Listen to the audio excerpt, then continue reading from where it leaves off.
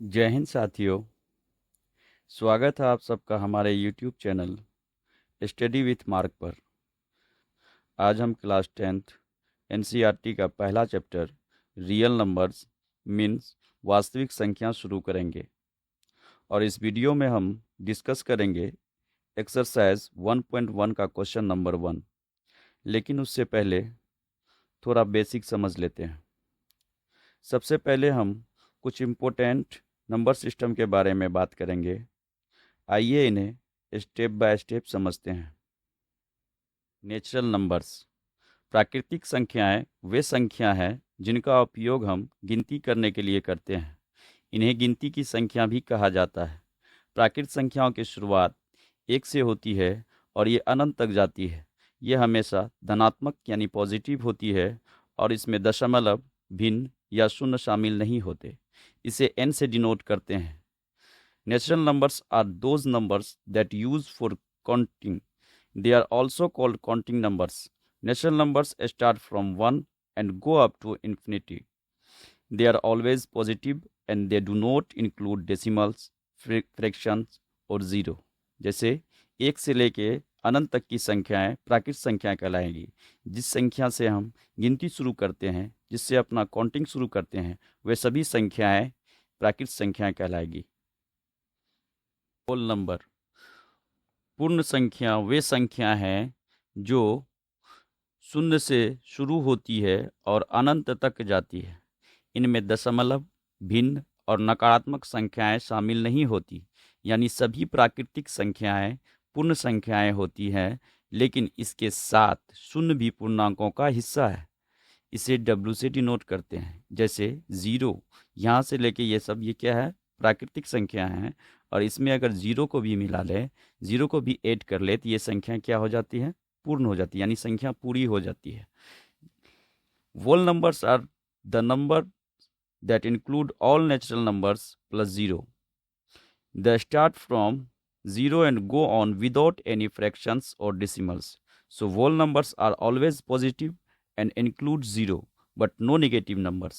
Example of number that is natural number and add 0, that is called whole numbers. इसके बाद हम लोग जानते हैं पूर्णांक के बारे में।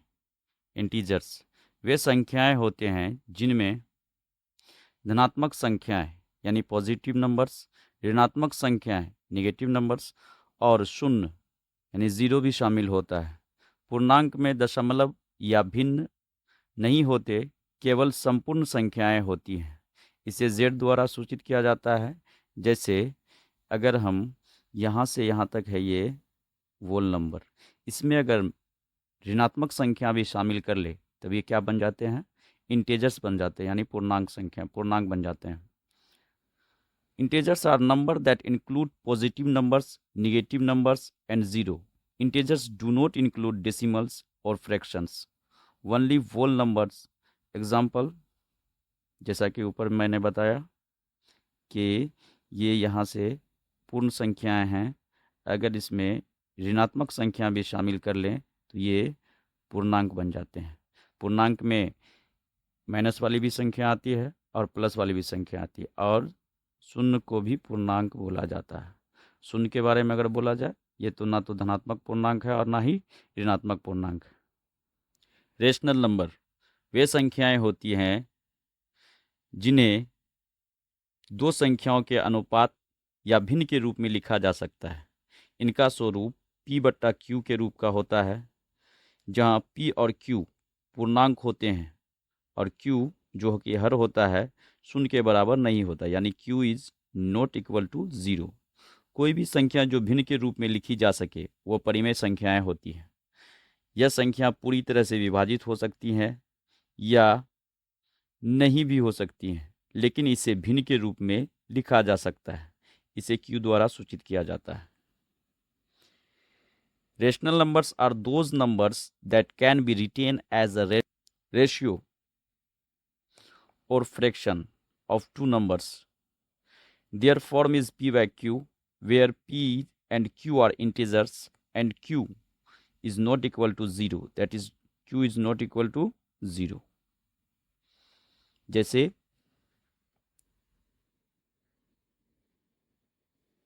2/3,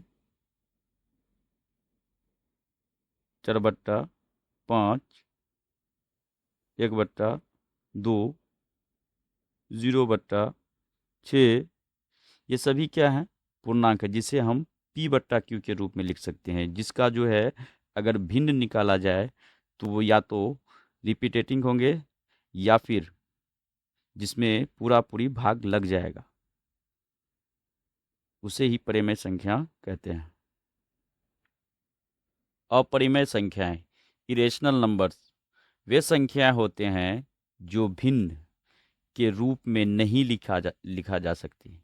इसका मतलब यह है कि उन्हें दो पूर्णांकों के अनुपात में नहीं व्यक्त किया जा सकता। अपरिमेय संख्याएं दशमलव के रूप में होती हैं, लेकिन इसमें कोई निश्चित पैटर्न या समाप्ति यानी टर्मिनेशन नहीं होती है। जैसे √2 एक अपरिमेय संख्या है और इसका मान लगभग 1.41421356 सो ऑन। यह दशमलव समाप्त नहीं होता और ना ही दोहराता है। पै भी एक प्रसिद्ध अपरिमेय संख्या है जिसका मान लगभग 3.14159 सो ऑन है। √3 और √5 भी एक अपरिमेय संख्या है, यानी ये सब का जो है दशमलव प्रसार समाप्त नहीं होता, नॉन टर्मिनेटिव होता है और अनावृत होता है, इसलिए इसे क्या कहते हैं, अपरिमेय संख्या कहते हैं। Irrational numbers are those numbers that cannot be expressed in the form of a fraction. This means that they cannot be represented as the ratio of two integers. Irrational numbers are in a decimal form, but they do not have fixed pattern or termination. और अपरिमेय संख्या के गुणधर्म यानी properties के बारे में भी जान लेते हैं। इसे भिन्न के रूप में नहीं लिखा जा सकता।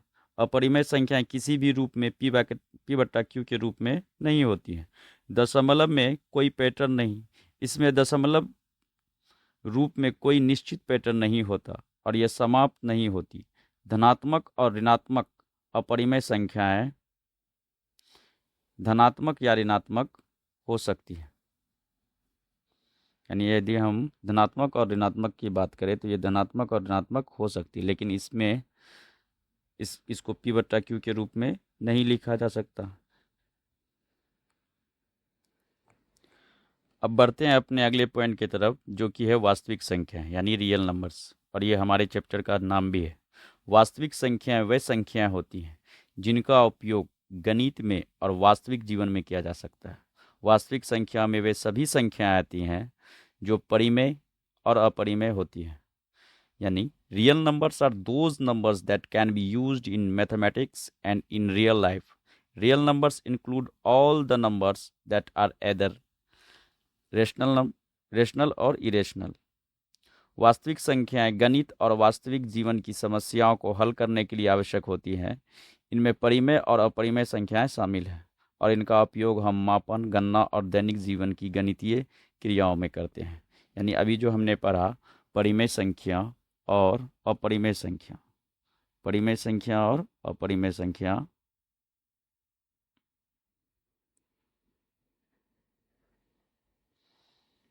और अपरिमेय संख्या,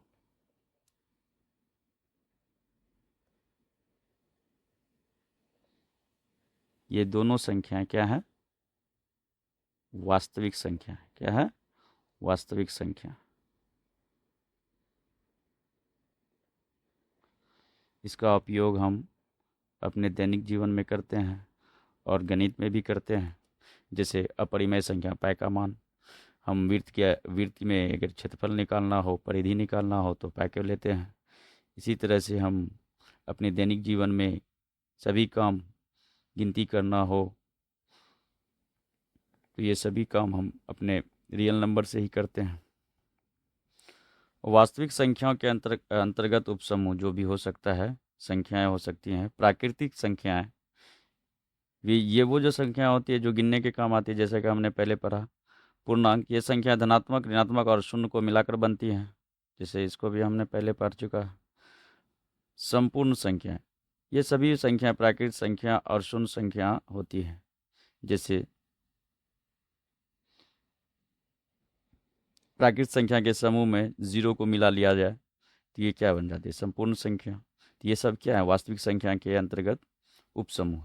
दशमलव संख्या है, ये संख्याएं दशमलव बिंदु के साथ आती हैं, चाहे वे परिमेय हो या अपरिमेय, सभी क्या होते हैं? वास्तविक संख्या होते हैं। अब वास्तविक संख्या का आरेखात्मक चित्र, मतलब ये कि वास्तविक संख्या को हम संख्या रेखा यानी नंबर लाइन पर दर्शा सकते हैं, और इस रेखा पर सभी परिमेय और अपरिमेय संख्याएं होती हैं।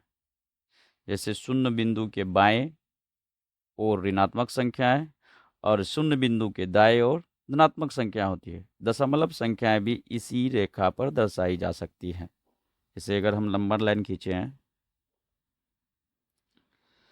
तो यदि हम यहाँ पे शून्य ले लें तो इसके दाईं ओर धनात्मक संख्याएं होंगी और इसकी बाईं ओर ऋणात्मक संख्याएं होगी। अब बढ़ते हैं अपने नेक्स्ट पॉइंट की तरफ। अब हम एक इम्पोर्टेंट कॉन्सेप्ट को समझेंगे जो इस चैप्टर में काफ़ी काम आएगा, और वो है यूक्लिड डिवीज़न एल्गोरिथम। इस एल्गोरिथम से हम 2 नंबर का एचसीएफ यानी हाईएस्ट कॉमन फैक्टर निकाल सकते हैं। यूक्लिड डिवीज़न एल्गोरिथम और अंकगणित की आधारभूत प्रमेय, fundamental theorem of arithmetic. Euclid विभाजन लंबक यानी डिवीजन लेम्मा गणित में एक महत्वपूर्ण कथन है जो कहता है कि किसी भी 2 पूर्णांकों a और b के लिए जहां a बड़ा और b छोटा हो और b 0 के बराबर नहीं हो, हम उन्हें इस रूप में लिख सकते हैं: a बराबर b गुना q बराबर r।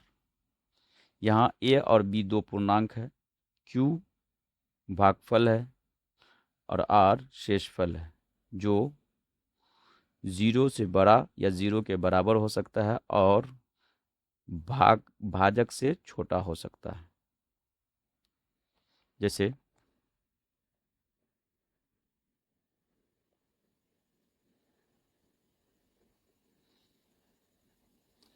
ये कोई संख्या है, इसे b से भाग दिया जाता है तो भागफल में क्या आता है? q, और शेष क्या बच जाता है? r। इसे ही लिखा जाता है कि इसको क्या लिख सकते हैं? a बराबर b गुना q प्लस r। ये हम लोगों ने पिछली कक्षा में भी पढ़ा है कि भाज्य बराबर भाजक गुना भागफल जोड़ शेषफल होता है। क्या पढ़ा है? भाज्य बराबर भाजक गुना भागफल जोड़ शेषफल।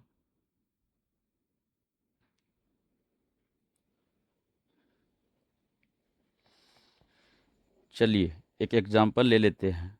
मान लीजिए हमारे पास 2 नंबर्स 56 और 12। अब हम इनका एचसीएफ निकालते हैं। किससे? यूक्लिड विभाजन एल्गोरिथम की मदद से हम इसका एचसीएफ निकालते हैं। ठीक है, तो 56 और 12 में बड़ा कौन है? 56, इसलिए 12 से भाग लगेगा 56 में।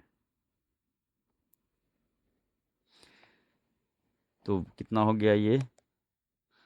12 चौके 48, ये बचा 8। अब यहाँ पे पहला स्टेप लिखेंगे। हमने 56 में भाग दिया, भाज्य है ये। भाजक क्या था हमारा? 12 गुना भागफल क्या आया? 4, शेषफल क्या आया? 8। ये प्रोसेस तब तक करते रहेंगे जब तक कि शेषफल 0 नहीं आ जाए। ऐसे ही हमारा एचसीएफ निकल जाएगा। अब फिर 8 से भाग देते हैं 12 में, 8 कम 8। अब यहाँ पे कितना आया शेषफल 4 आ गया। इस बार हमारा भाज्य क्या था 12 था। हमने किससे भाग दिया 8 से। भागफल कितना आया 1 और शेषफल कितना आया 4। और फिर 4 से भाग देते हैं 8 में। ये आ गया 4 दूनी 8। इस बार हमारा शेषफल क्या आ रहा है 0। हमारा भाज्य था 8, हमने भाग दिया था, हमारा भाजक 4 था और भागफल क्या आया था 2। इस बार शेषफल आया है 0। जहाँ पे शेषफल 0 आ जाए तो वही हमारा क्या होता है एचसीएफ होता है। मतलब ये कि 12 और 56 का एचसीएफ क्या होगा 4 होगा, क्योंकि इसी से ना भाग देने पे 0 आया है जी। इसलिए 12 और 56 का एचसीएफ कितना आया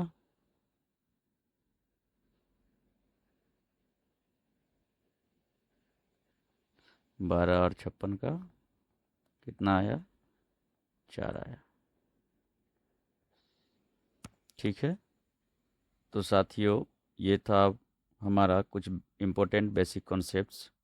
अब हम हल करते हैं एनसीईआरटी की एक्सरसाइज 1.1 का क्वेश्चन नंबर 1। ओके, चलते हैं हम अपने दूसरे पेज पे। तो साथियों आ गए अब हम अपने दूसरे पेज पे। चलिए अब हम इनके क्वेश्चन को सॉल्व करना स्टार्ट करते हैं। क्वेश्चन नंबर 1 कह रहा है निम्नलिखित संख्याओं का एचसीएफ ज्ञात करने के लिए यूक्लिड विभाजन एल्गोरिथम का प्रयोग कीजिए। Use the Euclid division method to find the HCF of the given numbers. Number ये हैं, इसमें कितने क्वेश्चन दिए गए हैं 3 क्वेश्चन, तीनों को बारी बारी से हल करेंगे। ओके, तो चलिए सबसे पहले हम लोग पहला प्रश्न को हल करते हैं। पहला प्रश्न है 135 और 225। नंबर 1, क्वेश्चन नंबर 1, 135 और 225। 135 और 225 में बड़ा 225 है, इसलिए 135 से भाग देना है 225 में। तो 135 से 225 में एक बार में लगेगा भाग, तो लिख देते हैं 135 और माइनस करने के बाद कितना आएगा 5 में से 5 घटा 0 और यहाँ 9 आ जाएगा, 9 आएगा। और फिर 9 से भाग देना हमें 135 पे, जैसा कि हम लोग एग्जाम्पल में देख चुके हैं। अब 9 से 135 में फिर कितना बार में भाग जाएगा एक बार में ही, तो 9 1 जा 90 1 जा 90 या 90 आएगा यहाँ पे, सॉरी दोस्तों 5 और यहाँ कितने आएंगे,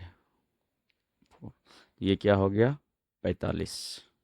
और फिर 45 में भाग देना है, 45 से भाग देना है किसमें 90 में। यही तो है हमारा प्रोसेस।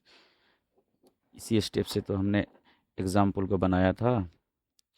तो अब 90 45 से कितने बार में भाग खाएगा 2 बार में। शेषफल क्या आ गया 0। हमने पहले स्टेप में क्या किया, यहाँ पे स्टेप सारा लिख देना है। यहाँ पे स्टेप लिखेंगे, हमारा भाज्य क्या था पहली बार 225, भाग किससे दिया था, भाजक क्या था 135, भागफल कितना आया 1 और शेषफल कितना आया था 90। इस बार हमारा भाज्य है 135। 135 जो भाजक रहता है फिर दूसरे स्टेप में वो भाज्य बन जाता है, जब तक कि हमें रिमाइंडर 0 नहीं मिल जाए। अब इस बार हमने 135 में भाग दिया 90 से, फिर भागफल कितना आया था 1।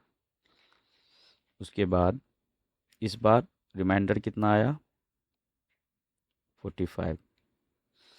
अब इस बार हमारा भाज्य हो जाएगा 90, यानी 90 भाज्य हो जाएगा। अब 90 में हमने किससे भाग दिया 45 से, भागफल कितना आया 2। और यहाँ पे हमारा रिमाइंडर 0 हो जाता है, यानी शेषफल हमारा कितना मिल गया, 0। तो जहाँ पे शेषफल 0 बन जाए, शेषफल यहाँ पे 0 आ रहा है यार, यहाँ भाजक कितना है, b कितना है, वो जो हमने बताया क्या, a is equal to b into q plus r, है ना। तो यहाँ पे जहाँ पे हमारा ये शेषफल 0 आ रहा है, तो वहाँ पे भाजक हमारा है 45, इसलिए HCF जो होगा, HCF 135 और 225 का कितना आ जाएगा, 45। ये हमारा आंसर है। ठीक, अब बढ़ते हैं हम अपने दूसरे नंबर क्वेश्चन की तरफ। दूसरा नंबर क्वेश्चन है 196 और 38,220। तो इसमें 196 और 38,220 ग्रेटर देन 196।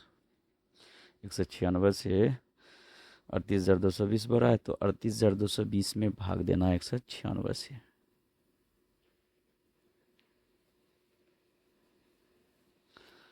एक सौ छियानवे से भाग देते हैं। अब यहाँ पे 196 से कितना बार में भाग खाएगा, एक बार में। 196 ये हो गया, 12 में से 6 घटा 6, 17, 8, 2, 1, 86 आया। और इस बार फिर ये 2 उतर जाएगा, तो अब ये हो जाएगा 196 से 60, तो ये 9 बार में लगेगा। 6 के 54, 9 81, 5 86, उसके बाद 81, 5 86, उसके बाद 17 हो जाएगा ये।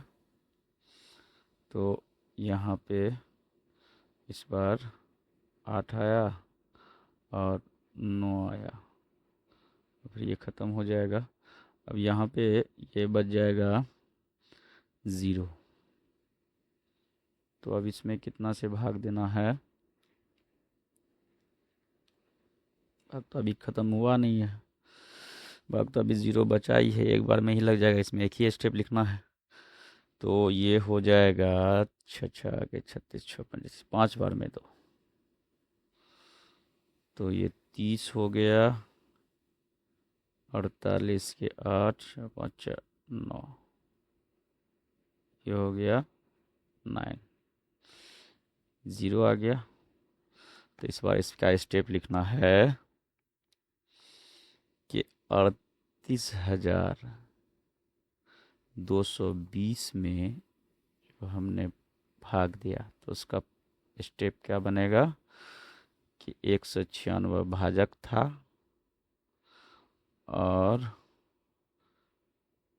इसमें 195 क्या आया, भागफल आया, और यहाँ पे रिमाइंडर हमारा 0 हो गया। तो क्या बताया था हमने कि जहाँ पे रिमाइंडर 0 हो जाए वही हमारा HCF होता है। तो 196 HCF किसका किसका HCF, 196 और 38,200 इसका HCF कितना आया, 196 ही आया।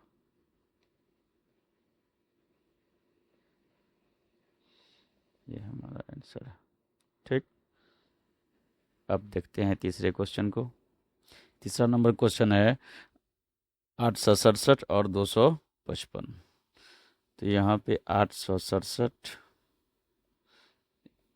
बड़ा है 255 से, इसलिए 255 से भाग देना है 867 में। तो द्वितीय अच्छा दूसरे के 8 ज़्यादा हो जाएगा, 3 बार में देना है। 5 15 5 हासिल 1 5 15 1 16, 3 दूना 6 1 7। यहाँ क्या बचेगा, 2, फिर 0 और 1।